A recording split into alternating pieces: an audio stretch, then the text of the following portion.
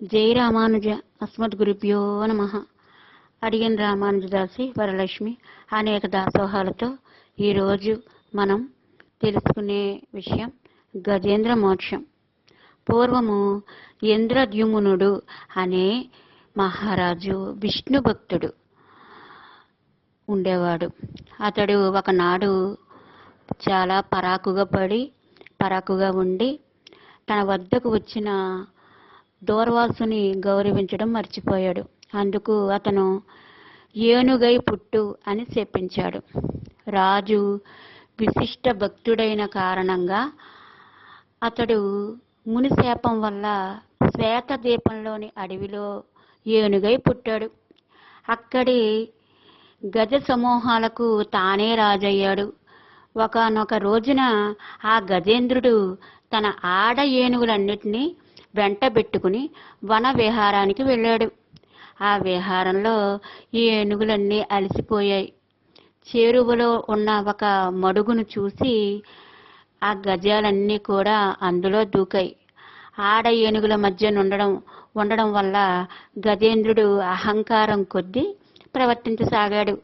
అతని అండ చూసుకుని ఆడ ఏనుగులేమో బాగా విజృంభించేశాయంట.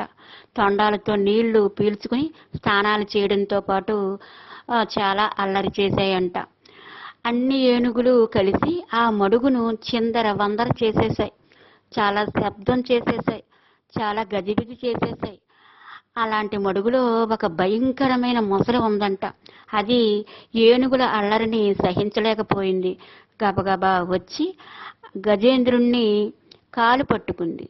అన్ని ఆడ ఏనుగుల మధ్యన ఈ అవమానాన్ని సహించలేకపోయాడు గజేంద్రుడు.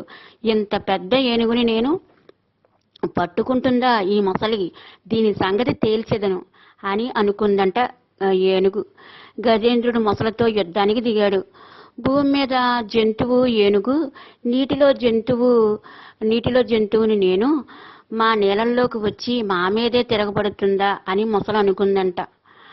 ఈ ఏనుగుకి ఏమైనా సరే బుద్ధి చెప్పాలనుకుందంట మొసలి. అది కూడా ఏనుగును ఎదిరించింది, మొసలి కూడా ఏనుగుని ఎదిరించింది. అలా కొన్నాళ్ల పాటు ఏనుగుకి మొసలికి కూడా దెబ్బలాట జరిగింది, యుద్ధం జరిగింది.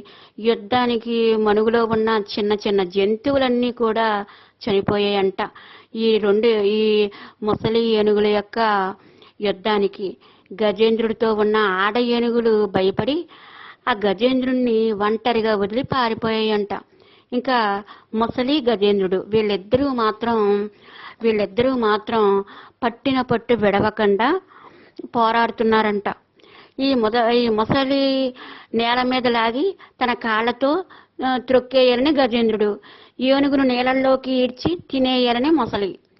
ఏక బిగువున యుద్ధం చేస్తున్న ఈ రెండును. ఇంకా కొన్నాళ్ళు గడిచేసరికి అన్నాహారాలు, నిద్ర, నీళ్లు లేకుండా దెబ్బలాడటం వల్ల గజేంద్రుడి బలం తగ్గిపోయింది.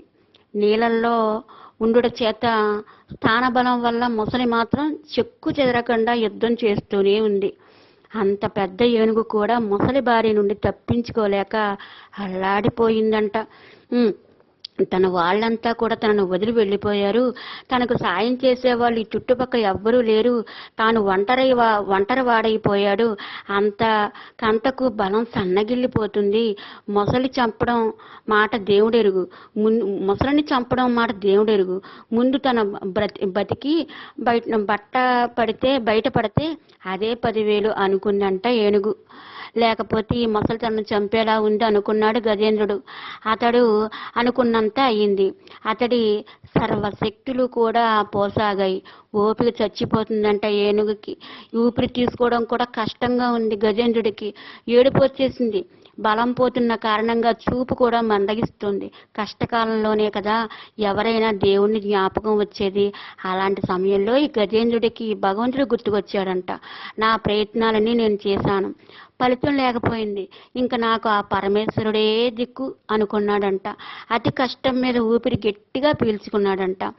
అరమోడ్పు కనులతో ఆకాశం వైపు చూస్తూ నమస్కారం చేసి, ఈ ప్రపంచం మొత్తం ఎవరి వల్ల పుట్టి ఎవరి వల్ల పెరిగి ఎవరి వల్ల నశిస్తుందో అన్నిటికీ మూలమైన అసలు కిటుకు ఎవరు పరమేశ్వరుడు అనబడుతున్నాడో,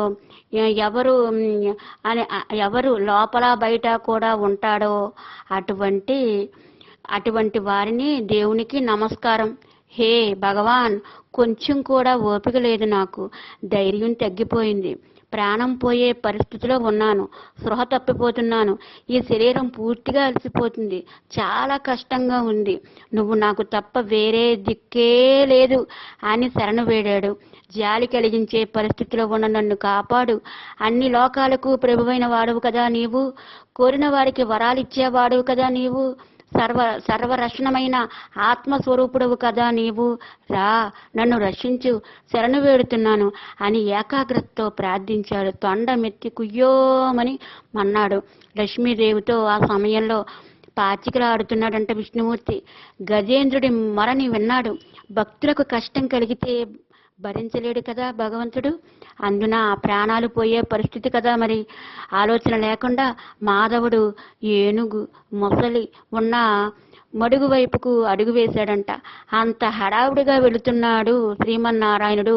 ఏమిటా అని లక్ష్మీదేవి, గరుక్మంతుడు, శంఖం, చక్రం అన్నీ ఆయన వెనుకే వెళ్ళసాగాయంట గజేంద్రుణ్ణి కాపాడేందుకు.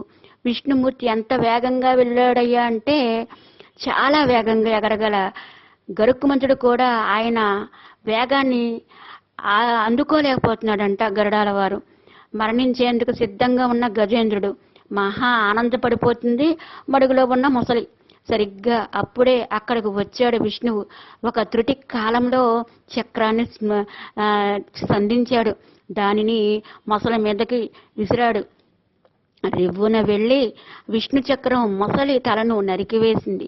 మొసలి మరణించడంతో దాని పట్టు నుంచి తప్పుకున్నాడు గజేంద్రుడు. విష్ణుమూర్తి స్వయంగా వచ్చి ఏనుగును గట్టుకెక్కించాడు. తన యొక్క స్పర్శతోటి ఎక్కడైతే మొసలి పట్టిందో కాలుని అక్కడ నుమిరిసాగాడు. గజేంద్రుడు విష్ణువును స్తోత్రం చేశాడు.